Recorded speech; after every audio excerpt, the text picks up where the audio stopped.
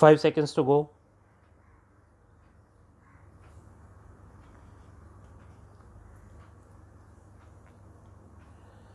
Start.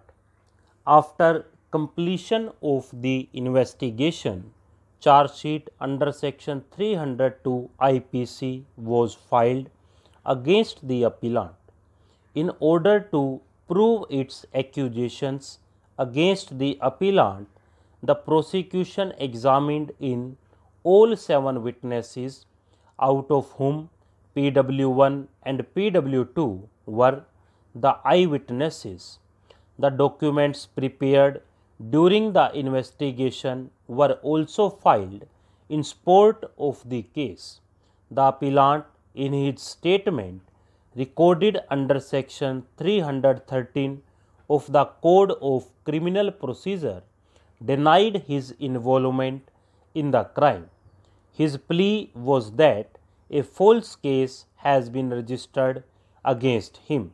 However, he led no defense evidence, placing reliance on the evidence of the eyewitnesses and other evidence adduced on record. The appellant, as noted above, was found guilty. The appeal of the appellant against his conviction came to be dismissed by the High Court. Mr. Arvind Kumar, learned counsel appearing on behalf of the appellant, submitted that the High Court committed a serious error in appreciating the evidence of the alleged eyewitnesses and undue importance to the recovery of the weapon of offence, knife, has been given.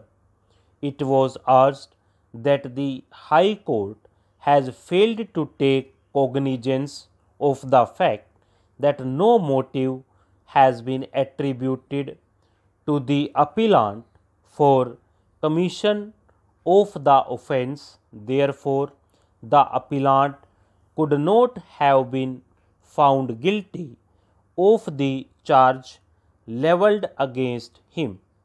Learned counsel next submitted that non-examination of Sumit Singh, who allegedly lodged the first information report of the crime in the police station and owner of Sandeep Pan Shop, is fatal to the prosecution case, and both these witnesses were intentionally withheld by the prosecution with a view to conceal the true facts of the case.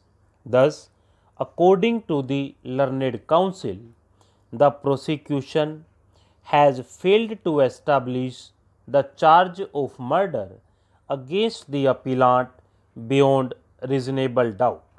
Per contra, Mr. Sushil Singh, learned counsel appearing on behalf of the state, supported the judgments of the courts below. Mr. Singh submitted that the evidence of the eyewitnesses, supported by other ocular and documentary evidence, has been rightly examined and appreciated by the trial court as well as by the High Court. He submitted that no adverse inference can be drawn against the prosecution for non-examination of the informant and other witness, because the prosecution has fully established the charge against the appellant beyond reasonable doubt by leading reliable and convincing evidence. Learned counsel further submitted that in the presence of direct evidence, motive recedes to the background, and therefore it is not necessary for the prosecution to prove the motive of the appellant to commit the murder of the deceased.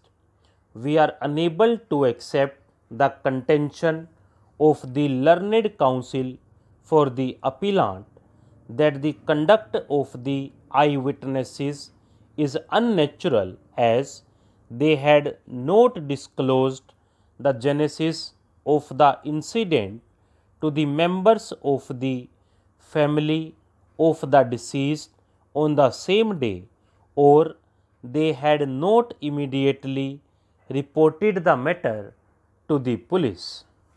Stop.